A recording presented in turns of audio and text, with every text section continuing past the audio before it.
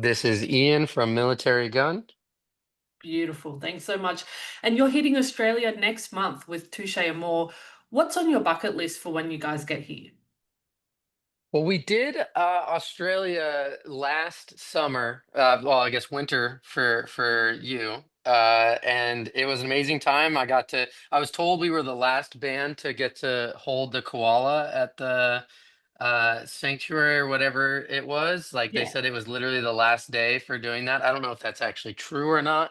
Oh, So, I guess my bucket list would be I want to see in the flesh one of these like disturbing Australian spiders that everyone talks about. I don't want to actually be in danger, but I yeah. would like to see it. Oh, well, I'm sure I've seen a few out lately. I'm sure you probably might be able to, but I don't know if you really want to do that. They're really gross. Yeah, I imagine that they're Yeah. horrifying, but Yeah, it's as far as, we got to see the kangaroos and everything else, but that's true. I guess on the list it just besides playing killer shows, I think it would just be to see one of these horrific things in person. Your sound blends hardcore roots with catchy melodic hooks. How do you strike that balance in the writing room? I think that balance just comes natural to us. It's just the culmination of all the things we've ever listened to and been inspired by, and I just love big hooky music, so it's just about making something that we would actually choose to listen to. Like, we grew up with the truly, like, purely uncatchy, even though, I mean, if you think about a lot of the hardcore or punk or whatever that we like, it has catchy elements. But, like, we spent our time with that, and it's like, how do we touch on the roots of what we love about aggression, but then find the thing that makes us want to hear it over and over again? Yeah, 100%. So, what were some of those bands that you guys were inspired by? I mean, as far as what we've been inspired by, I mean, it's just we just view anything from the continuum of rock music, like Yeah. anything from 60s rock to 90s and early aughts. And, like to speak on Australia, like we love the Vines was a huge, huge inspiration for Military Gun. And even then, like bands like Royal Headache, very, very inspiring as far as capturing the energy and the rawness of what's cool about punk music, but then adding such great melody to it that you want to hear it on repeat. Yeah, yeah. And look, I have to talk about the WWE collaboration you guys have. How did that come about? Did you guys have the song first, or did the WWE approach you guys? I mean, that was just our buddy Post Malone was supposed to write his own wrestling intro, but lives a very, very busy life and lost track of it. And so it was like, hey, we need this done. Can you make something? And so I remember I just literally woke up to a text about it and then spent like 2 days just working on riffs and trying to come up with what would be a cool wrestling intro. Yeah, that's insane. That's so cool. There's an emotional rawness in your lyrics. How personal are the songs for you, and do you ever hold anything back? I never hold anything back. I mean, I've I feel like I lived a very odd, specific childhood and life since, and it's not really appropriate to recap those things in normal conversation with people. And what I've kind of used as my tool of hoping to communicate the things that kind of stick in my brain that I can't get rid of, but I also don't want to bum out anyone by making them have to hear me say it. The songs have been historically the only appropriate place to put those feelings or thoughts or memories. And so to me, it's the most natural thing on earth. I'm an oversharer, and I just try to do it in the songs instead of in a one-on-one setting. And so definitely never hold anything back. I mean, there's times I think specifically for the record we're about to release where I probably should have, but to me, it's not a natural instinct. I grew up being told despite everything going on that I didn't need to hide it. I think when you try to hide these things, that's where like corruption of your soul is born. And luckily I was told to share it and to not hold it back. And I was also told the value in art of that comes from fucked up people. And so I just wanted to join that tradition of like letting the world know how fucked up you are, through the art, through the lyrics, through whatever other means I can communicate it in an appropriate way. Yeah, definitely. And I think doing it through art, like you said, gives the opportunity for people to feel a common ground, like maybe that, like they're not alone, and in that experience or the experiences that you're talking about, they may be going through similar things. Did you find it cathartic as well to write these songs? Definitely cathartic. I mean, that's the whole thing is trying to externalize, whatever dramatic way you want to say it, inner demons or whatever else, and externalizing it and putting in front of you so that you can kind of more easily pick it apart. And I mean, a huge part for me is I want to make everything that I've experienced, make it something that benefits me. Like I think that it would be really easy to view the things that I've gone through as a negative, but instead I view it as a positive because it gave me my personality and my perspective, which I think is really, you can have great songs, and nobody like them because they don't relate to them. And I think that we've luckily found an audience that is looking for that personal connection, and I'm willing to offer it up, and they seem willing to receive it and translate it and put it onto their own experiences in life. And I'm just really grateful that like, that we found each other, the people who choose to listen to Military Gun and myself. I mean, I think that like when you put two fucked up people in a room together, they can usually sniff it out pretty quick and start going into all of the intense things that they've experienced together, Yeah, yeah, that's so true. And you guys, your shows are known for their intensity. Do you have a most memorable unhinged gig that you can think of?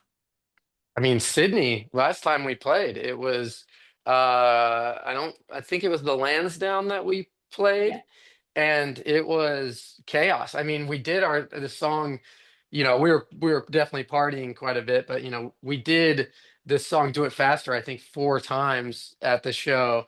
And by the end of it, it was a kid from the audience on the drums and just one guitar player left on the stage, and the rest of us have all just jumped into the audience and left. I think that was it's a very hazy show for me to remember, but it is a very memorable uh, show in the history of the band. oh, that's wicked. I'm sure it's filmed somewhere. I'd have to go watch it. That sounds awesome. I have a clip of all of us at one point being gone from the stage and there just being one, and the bass cab got knocked over. Like it was chaos. Oh my gosh, that's wicked. And do you notice a difference in how international crowds respond to your music compared to American ones? Yeah, I mean, Americans kind of set the tone. I think European audiences are so much more reserved. UK audiences are a little bit more like America. In my experience, it seems like Australia is a little bit similar to America Yeah, as just like, yeah, let me fuck this shit up too, just like let yeah, me get in the mix. But definitely, there's culturally audiences where it's just people are not as apt to insert themselves into the performance. And obviously it's something we welcome, of the audience being a part of it.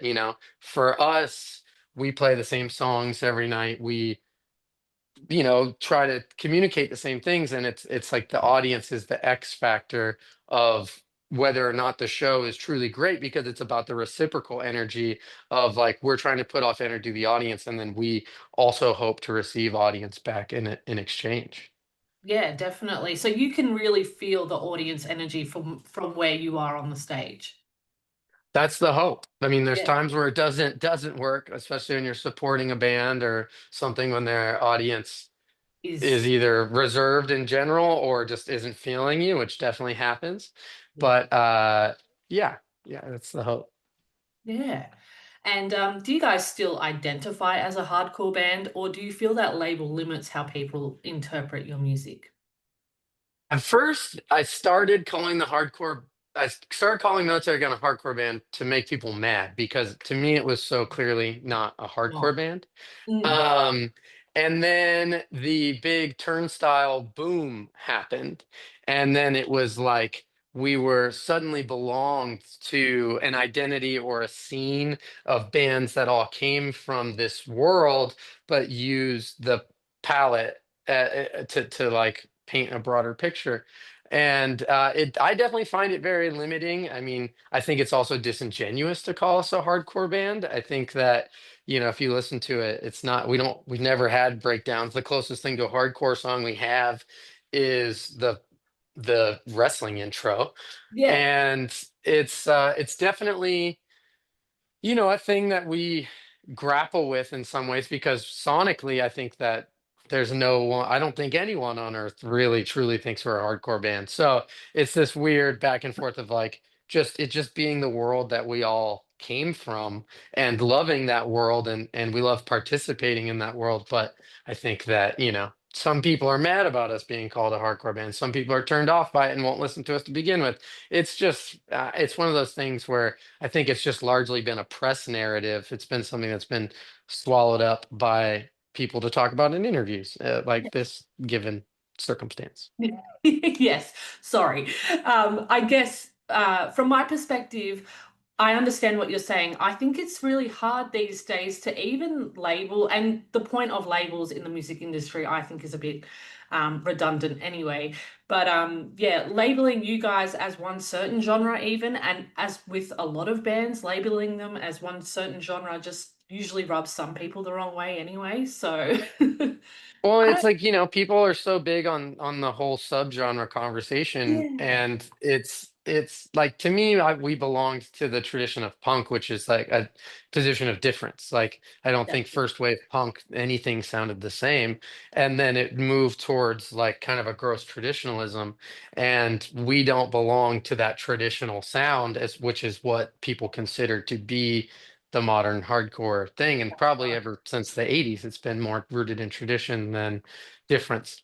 And so it's, yeah, I don't know. It's one of those things. We just play rock music. We'll take inspiration from literally anywhere we choose and try to put it through the filter of Military Gun. And we just want to sound like Military Gun. yeah, yeah. Good answer. And was there a certain point in your career with Military Gun that you guys are like, we've made it? No.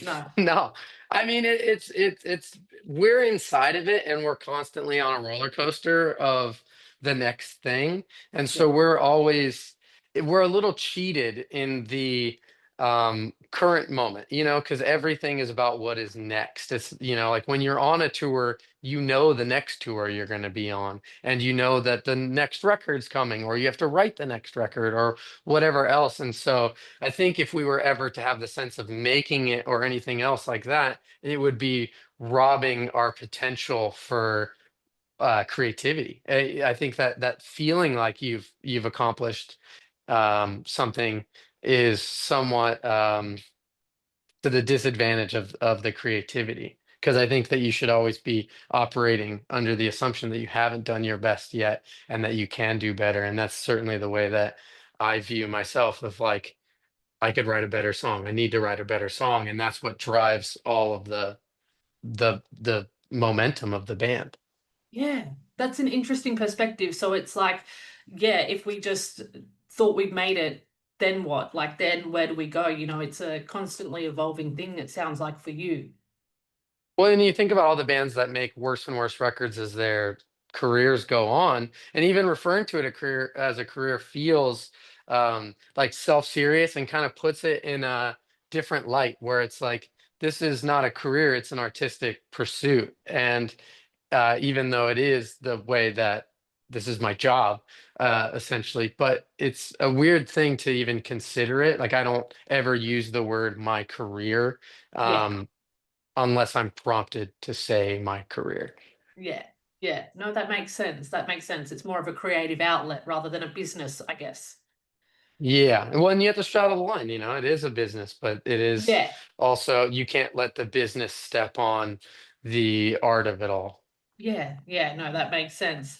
And what advice would you give to a new band trying to carve out a space in today's fractured rock scene?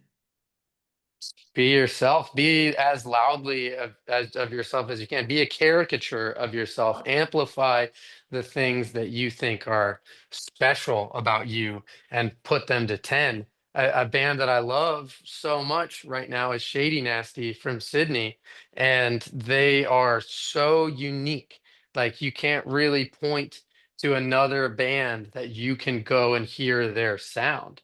And I Mhm. think that everyone should be chasing that. Don't think of your band as a formula of this band plus this band equals my band. Think of like what's truly unique in the way that you talk to each other and the way that you be, and I think spend a lot of time ideating on who you want to be, and like what your actual conversations in a room together are like, and how to put that onto into a piece that is listenable. Yeah. And lastly, what is something you hope that listeners or audiences walk away from after a Military Gun show or hearing one of your albums? I mean, I hope that they feel something. I hope that and even if that's anger about disliking it, I hope they feel something. I don't want to make something that, is pr as provides a stance of indifference. And, Mhm. with having a name like Military Gun, it's like almost trying to tempt you to make a decision before you hear it. And I hope it's an emotion. I hope that it just, people feel good after they see us play, and that they feel like they got something that they can't get somewhere else. Yeah. Well, I can definitely speak from my own experience. That's what I get after hearing you guys. We so can't wait for you guys to come here next month. Ian, thank you so much for your time today. Thank you. What show are you going to be at a show next this in Yes, July? I'm hoping to. I'm actually heavily pregnant, so but I'm hoping to Oh, make it. congrats. Thank you. Thank you so much. But I look We'll forward to get you a seeing you. special viewing area so that you can be Oh, protected. yeah. Yes, one with a chair. Yes.